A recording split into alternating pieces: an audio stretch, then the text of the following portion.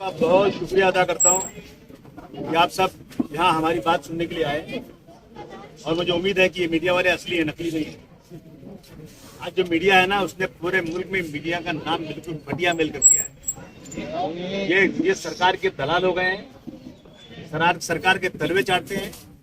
यहाँ तक हो गया कि आजकल मीडिया कोई टीवी शुरू करने को देखने को तैयार नहीं, क्योंकि सब नकली खबरें दिखाई जा रही हैं।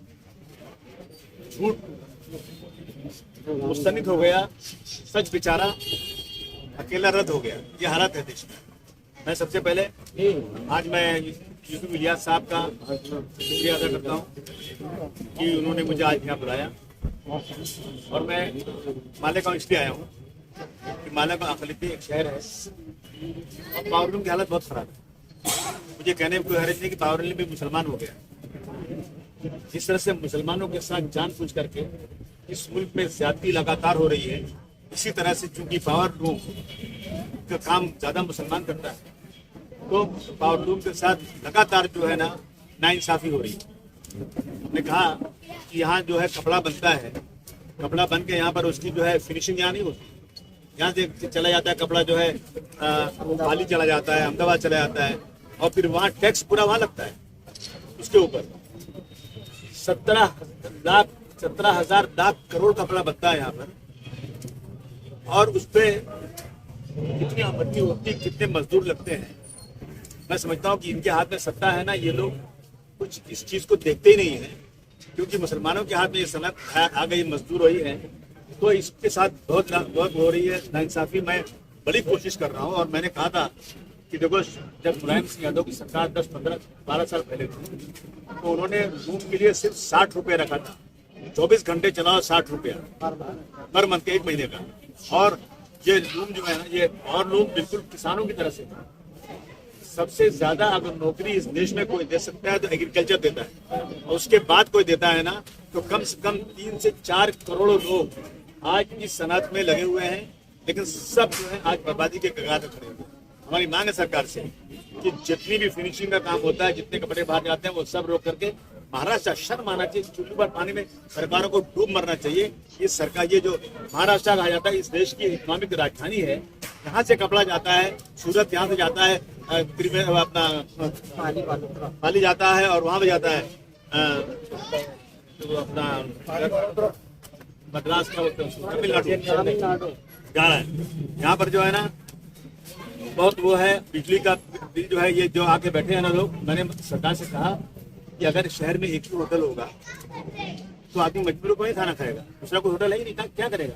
लेकिन अगर 3 होटल खुल जाएंगे तो कंपटीशन होगा, तो लोग जो अच्छा खाना मिलेगा वही लोग खाना खाएंगे। यहाँ आपने एक बिजली वालों को भेज दिया, और कहाँ भेजना है, आपने भिवंडी भेज दिया, आपने मुंगरा भेज दिया, आपने मालेगांव भेज दिया। जहाँ जहाँ माइनॉरिटी के लोग हैं वहाँ जानबूझ करके ऐसे लोगों को भेज दिया गया है कि वो जो है जानबूझ करके मुसलमानों के कारोबार को बर्बाद करें और उनसे जबरदस्त पैसा वसूलें। इन सब बातों में बहुत बहस हुई हमारी, उन्होंने कोई वादा भी किया हुआ है, और देखते क्या होता है उसमें। लेकिन मेरा कहना है कि बिजली के अंदर लोगों को रियायत मिलना चाहिए। सरकार का काम बिजनेस करना नहीं है, सरकार का काम प्रॉफिट कमाना नहीं है। सरकार का काम है जनता के चीजों को देखना कि पब्लिक को कैसे जिंदा रह सकती है, पब्लिक को अपना पेट कैसे भर सकती है। ये लड़ाई लड़ी जा रही है। दूसरी तरफ फिरका पैसे की जरूरत है। जब पिछली बार एक लड़के ने, तो पूना वाला क्या नाम था उसका, आफ्ताब पूना वाला ने एक लड़की को काट के फ्रीज में डाल दिया, तो बड़े खुश हो गए ये लोग। आफ्ताब पूना वाला मतलब मुसलमान। पूरे महाराष्ट्र में लोगों ने, सकल हिंदू समाज आक्रोश रैली निकाला और कैसी गालियां दी। और सुप्रीम कोर्ट ने कहा कि सरकारें जो है नपुंसक हो गई हैं। शर्म आना चाहिए। सुप्रीम कोर्ट कह रहा है सरकारें नपुंसक हो गई हैं, ऐसे ही हेट स्पीच पे कार्रवाई नहीं कर रही है। कोई भी अपूरी टपूरी थोड़ा भी बोल दिया कि हम गुर्गे वाली ले रहे भाई, क्या समझते हो? हमने 1000 साल राज किया है, हमने कुछ चूड़ियां पहनी कि तुम हमें रोज चैलेंज कर रहे हो। लेकिन हम झगड़ा लड़ाई नहीं करना चाहते। कहते हैं ना, देने को तो मैं भी दे सकता था गाली उसको, मगर मेरी तहजीब इजाजत नहीं देती। आज ये हो गया है, रामनवमी आएगी तो गुंडागर्दी शुरू हो जाएगी। मोटरसाइकिल लेंगे, झंडा बांधेंगे, सर पे कफन लाल झंडा बांधेंगे और आके मुस्लिम इलाके में नारा लगाएंगे, इस देश में रहना है तो वंदे मातरम पढ़ना पड़ेगा। तुम होते कौन हमें बोलने वाले? तुम होते कौन हो मुझे कहने वाले? मेरी मर्जी, मैं क्या खाऊंगा, मैं क्या पढ़ूंगा, तुमसे मतलब? हम ही ने इस झंडे का रंग दिया है। ये झंडा जो आजाद जो भारतवर्ष का झंडे का रंग देने वाले का नाम था सोरिया तैयब जी। हम ही ने क्विट इंडिया मूवमेंट शुरू किया था। उनका नाम था यूसुफ मेहर अली साहब। हम ही ने गीत गाया था, सारे जहां से अच्छा हिंदुस्तान हमारा। और हमें आप जो है आगे चिढ़ाओगे? कोई अपोरी टपोरी आके महल्ले में बोलेगा कि इस देश में रहना है तो जय सिया राम पढ़ना पड़ेगा, वंदे मातरम पढ़ना पड़ेगा। देखिए, हम किसी की जीत का विरोध नहीं करते, लेकिन हम सिवाय अल्लाह की किसी के आगे सर नहीं झुका सकते। कोई माई का अल्लाह हमको मजबूर न करे। हम इस देश के रहने वाले हैं। ऐसी बहुत सारी चीजें शुरू हो गई हैं हर जगह पर। मुसलमानों के साथ लेन देन मत करो, मुसलमानों के साथ जो है कारोबार मत करो, उनको जमीनें मत दो, उनको किराए पे घर मत दो। और क्या कहता है हमारा प्रधानमंत्री? सबका साथ सबका विकास। एक तरफ ये बात, दूसरी तरफ ये बात। मैं कहने आया हूं कि भाई, खुदा ने आज तक उस कौम की हालत नहीं बदली, न हो जिसको खुद ख्याल अपनी हालत को बदलने का। हम किसी के रहमो करम पर नहीं इस मुल्क में रहते हैं। मोदी जी और फडणवीस साहब, शिंदे साहब, हम किसी के मेहरबानी पर इस मुल्क में नहीं रहते। हम अल्लाह ताला की मेहरबानी पर रहते हैं। और हम डरते किसी से नहीं सिवाय अल्लाह ताला के। हम आपसे कोई मदद नहीं मांग रहे हैं, हम आपसे कानून के मुताबिक इंसाफ मांग रहे हैं, क्योंकि हमारे साथ इंसाफ नहीं हो रहा है। इसलिए मैं कहने आया हूँ मालेगांव के लोगों कि अबू आसिम के साथ खड़े हो जाओ। मैं राजनीति सिर्फ इसलिए करता हूँ कि इस देश से फिरकापरस्ती खत्म हो और समाज का आखिरी आदमी भी छाती ठोक कर चले, कोई हिंदू और मुसलमान के नाम पर दंगा न करने पाए। इस तरह की बातें कर रहे हैं कि हम मुस्लिम लड़कियों को लाएंगे, 2.5 लाख रुपया देंगे, तो जो है हिंदू बनाएंगे। और वो ऐसी बातें मुझे कहने में शर्म आती है। ये हम एक मुहिम शुरू कर रहे हैं, हिंदू और मुसलमान मिल करके इन फिरकापरस्तों को बनाएंगे। और एक अहद लेना है हमको कि हमें अब की बार बीजेपी जैसी पार्टी, जो इस मुल्क में इन्होंने इकोनॉमिक बर्बादी कर दिया, आज हालत मुल्क के बहुत ही खराब है, बैंकों में पैसे नहीं है। एक आदमी कहने हम दो हमारे दो, इनके एक मुकेश अंबानी है, एक अदानी है, और ये दो जो हैं बैठे हुए हैं नरेंद्र मोदी और जो है अमित शाह, ये देश को बर्बाद कर रहे हैं। और दुनिया जान चुकी है। लेकिन मीडिया जो है ना, मीडिया जो रोल कर रही है ना, तो मैं समझता हूँ कि बहुत ही गलत रोल कर रही है मीडिया। यहाँ तक कि सुप्रीम कोर्ट ने मीडिया के खिलाफ बात करी है। मुझे उम्मीद है कि ये हमारे जो बैठे हैं, जो चैनल वाले लोग, जो शुरू हुआ है ये सोशल मीडिया, इससे हम अपनी बातों को पहुँचाएंगे चारों तरफ और अपनी बातों करेंगे, तो हम ये लड़ाई लड़ने में मालेगांव कहने आया हूँ कि मैं आपके पास तो यहाँ पे एमएलए है, लेकिन मैं भी आपका एमएलए। हम दो एमएलए आपके लिए, आधी रात को जरूरत पड़ेगी तो हम आपके लिए, आप इशू बताइए हमको, हम इस इशू पे लड़ाई लड़ेंगे। लेकिन क्या होता है ना कि राजनीति में सर गिना जाता है, तौला नहीं जाता, सर गिना जाता है। सर ज्यादा होगा ना तो ज्यादा बात सुनी जाएगी। इसलिए आया हूँ, अगर मुझे ज्यादा सर की जरूरत नहीं होती तो मैं बम्बई में बैठ के अपने आप, लेकिन मैं यहाँ इसलिए आ रहा हूँ, मैं अलग अलग शहरों में इसलिए जा रहा हूँ, मुझे कुछ सर चाहिए, मुझे कुछ शख्स चाहिए जो मेरे पीछे खड़े रहें और हम इस मुल्क में फिरकापरस्ती के खिलाफ पूरी ताकत से लड़ाई लड़ सकें। आया हूँ यहाँ पर, एक आज सदर बनाऊंगा इंशाअल्लाह। मैं बात कर रहा हूँ लोगों से, मंच पे अनाउंस करूँगा एक सदर, और मैं उम्मीद करता हूँ, देखिए लीडर उसको कहते हैं ना, जो लीडर आगे चलता है, पीछे चलता है। एक लीडर चाहिए मालेगांव। मैं बम्बई में बैठ करके यहाँ का काम नहीं कर सकता, यहाँ के लीडर हैं, और वो जो लीडर यहाँ बनेंगे, ऑफिस खुलेगी और रोज बरोज का जो भी काम होगा, सरकारी काम जितना भी होगा पूरे महाराष्ट्र में, मैं जिम्मेदारी लेता हूँ। अगर शिवसेना, बीजेपी और कांग्रेस करवा सकती है तो आपका भाई उससे कम नहीं, उससे ज्यादा करवाने की काम। सर, एनसीपी के बारे में अभी अजीत दादा तो वहाँ चले गए आपके साथ में, बहुत कंफ्यूजन है, बहुत कंफ्यूजन, कुछ समझ नहीं आ समाजवादी में आप नहीं है, समाजवादी नहीं है। हम हैं उसमें, लेकिन हम चाहते नहीं कि 22 आदमी और उसमें जाने वाले हैं। लफड़ा है, कैसे करें तो क्या करें। भाई असम में आप जब बोलते हैं तो मुस्लिम एमएलए आपका साथ देते हैं क्या? नहीं, सब कहते हैं अगर हम साथ देंगे तो हमसे हिंदू नाराज हो जाएंगे। कांग्रेस भी कहती है कि अगर आप ये इशू उठाएंगे ना तो हमसे, ऐसा है ना कि मुसलमानों का वोट मजबूर होकर देना, कहाँ जाएंगे वो? एक तरफ खाई, एक तरफ समुद्र है, तो मुसलमान मजबूर होकर हम वोट दे देगा, उसकी बात हम नहीं करेंगे। अगर हमने मुस्लिम इश्यूज पे बात किया, तो हमसे मेजोरिटी का वोट हमको नहीं मिलेगा, इसलिए हम नहीं बोलेंगे। किसी वक्त आपने कहा था कि मुझे 20-25 एमएलए दे दो, फिर ये चाबुक रहेगा मेरे हाथ। आज फिर वही बात है आज। देखिए ऐसा है ना, जो सफर अख्तियार करते हैं वही दरियावे पार। मैं कोशिश कर रहा हूँ, मैं कोशिश ईमानदारी से कर रहा हूँ, बाकी अल्लाह उम्मीदवार खड़ा करेंगे असेंबली में। 100% आगे मिलेगा, जरूर खड़ा करूंगा। पूरे महाराष्ट्र में जहाँ इतना अच्छा जहाँ काम कर रहे हैं मुफ्ती साहब को, जहाँ मेरा है क्या चीज, मुफ्ती साहब इतना अच्छा काम कर रहे हैं, जरूरत क्यों उम्मीदवार? जितना अच्छा करें वो समाजवादी भी तो नहीं है ना।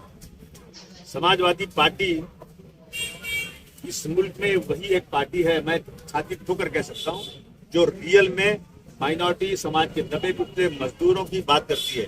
अब आप देखा समाजवादी पार्टी 12 से 17 तक थी सत्ता में। समाजवादी पार्टी में 20% मुसलमानों को रिजर्वेशन बिना कानून के, जिसे आज ये दे रहे हैं ना, इनको किसको दे रहे हैं, ये लोग दे रहे हैं मराठा को, कि भले कानून से नहीं है तो हम पिछले दरवाजे से आपको इतना फंड, इतनी नौकरी दे देंगे, भले कानून में नहीं बैठता है, जब बैठेगा देखेंगे, लेकिन उनको दे रहे हैं। इसी तरह समाजवादी पार्टी ने 20% मुसलमानों को उत्तर प्रदेश में रिजर्वेशन दिया था 88 का 88। अगर एक घर बनेगा, दो घर बनेंगे तो एक मुसलमान को मिलेगा, कंप्यूटर बचेगा तो सबको मिलेगा, तो मुसलमान को भी मिलेगा, नौकरी मिलेगी सबको तो मुसलमान को मिलेगी, कॉन्ट्रैक्ट ठेका दिया जाएगा तो मुसलमान को भी दिया जाएगा। और कोई बता देना हिंदुस्तान में आज एक माई का लाल मुझे बता दे, कांग्रेस के बोलते कि फसादात तो हमारी जिंदगी का हल हो चुका, हो गया, कितने मारे गाँव फसाद हो, कहाँ का फसाद नहीं हुआ। समाजवादी पार्टी के राज में जब फसाद हुआ ना, तो एमपी को, एमएलए को और बड़े बड़े लीडरों को जेल में डाला गया। हम रोज बोल रहे हैं डालो, यहाँ कहाँ कितने डाल रहे हैं। उसके बाद हर मरने वाले के परिवार को 15-15 लाख रुपया दिया गया, आज तक पूरे हिंदुस्तान में कहीं दिया गया। हर टूटे हुए घरों को बनाने के 2000 करोड़ रुपया हिंदुस्तान, आजाद हिंदुस्तान की हिस्ट्री में अगर कोई मुझे दिखा दे कि माइनॉरिटी के लोगों को घर बनाने के लिए 2000 करोड़ दिया गया हो, मैं इसकी गुलामी करने को तैयार हूँ। उसके बाद जो लोग झूठे मुकदमे में फंसे थे उनको छुड़ाने के लिए समाजवादी पार्टी ने कदम बढ़ाया। समाजवादी पार्टी ने IAS IPS की ट्रेनिंग के लिए फ्री 15 करोड़ रुपया देके बड़ी बिल्डिंग दिया और टीचर्स दिया वहां पे। समाजवादी पार्टी ने मदरसों को वो दिया, अपना उनको पैसे फंड दिए। क्यों दिए? उनको मालूम है कि मदरसे जो है ना, मदरसे आतंकवाद के अड्डे नहीं, अड्डे हैं आतंकवाद के। RSS के जो स्कूल चल रहे हैं वो आतंकवाद के अड्डे हैं। वहां पर जो है ना रोजाना नफरत सिखाई जाती है मुसलमानों के खिलाफ। 5 साल का बच्चा कहता है कि मैं मुसलमान से बात नहीं करूंगा, ये गद्दार है, मैं तलवार सीख रहा हूं उसको मारने के लिए। और मदरसे क्या कहते हैं कि बच्चों, तुम्हारा पड़ोसी अगर हिंदू भी है तो उसको भी बिना खाना खिलाए खुद मत खाना खाना। बच्चों, अगर तुम्हारा पड़ोसी हिंदू है तो खून की जरूरत पड़ेगी तो रसूलुल्लाह के कहने के मुताबिक अपने वतन का खून दे देना। कितना फर्क है दोनों में, ये है आज। तो समाजवादी पार्टी ने 12 से 17 तक जो काम किया है ना, मैं समझता हूँ इस देश के लिए एक बहुत बड़ी नेमत है कि समाजवादी पार्टी हर धर्म के साथ इंसाफ करती है। मैं किसी MLA के खिलाफ नहीं हूँ, लेकिन मैं ऐसे MLA को पसंद नहीं करता हूँ जो मुंह में जबान नहीं रखते, जो इश्यूज पे उठते नहीं है, जो जिनकी हाजिरी बहुत कम रहती है। मैं बिजनेसमैन हूँ, बहुत बिजी हूँ, लेकिन मैं 100% मेरी हाजिरी असेंबली में रहती है। रईस की भी हाजिरी असेंबली में रहती है। और हम लोग देखते रहते हैं, जहाँ भी कोई ऐसी बात हुई उसका ईद का जवाब पत्थर देने की कोशिश करते हैं। भाई पीछे दिनों गौ जिहाद और ये सब उन्वान पे यहाँ मोर्चा निकला, एक बाहर के MLA आज उसकी क्यादत की, फिर बरसती का इल्जाम लगा। क्या नीतीश राणे के बारे में जो है वो यहाँ पे आके उन्होंने मोर्चा निकाला। नीतीश राणे बेचारा जो है ना बड़ा परेशान है, वो मंत्री बनना चाहता है, तो वो सोचता है मैं भी बोलूंगा तो मैं भी इसी लाइन में चला जाऊंगा आपने। और मैं नीतीश राणे से कहूँ कि तुम लोग जाओ ना, बड़े बड़े जो मुसलमानों ने शादी किया, जाओ उनके बात करो ना। सलमान खुर्शीद ने किया हुआ है, सिराज जो दिल्ली में सिराज कुरैशी साहब ने किया हुआ है, बड़े बड़े मुसलमानों ने हिंदुओं की शादी किया है, उसकी बात करो। नहीं, वहां नहीं जाएंगे।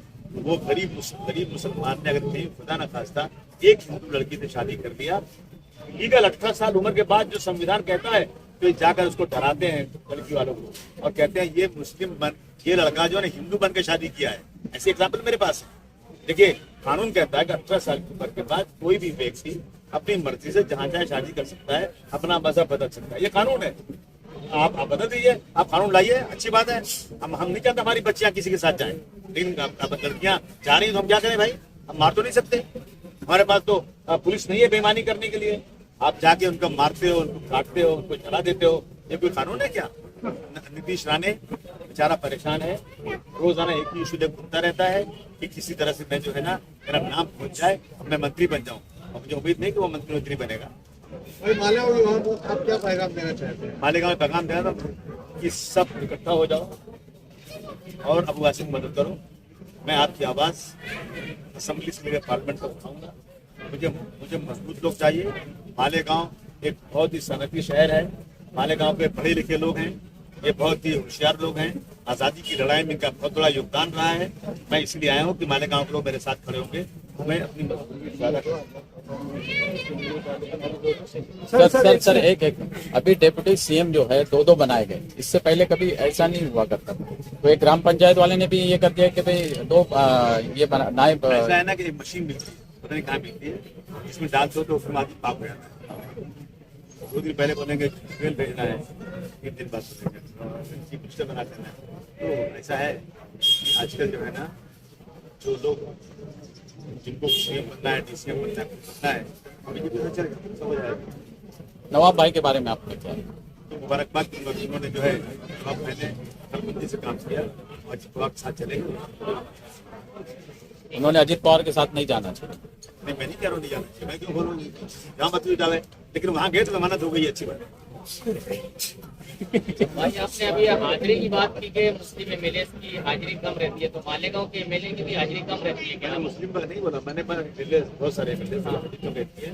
आप निकाल दो किसकी हाजिरी कितना है, आप निकाल दो वहाँ से ना, मालूम पड़ जाएगा आपको। लेकिन सुनिए, पॉलिटिक्स जो है ना कारोबार नहीं है।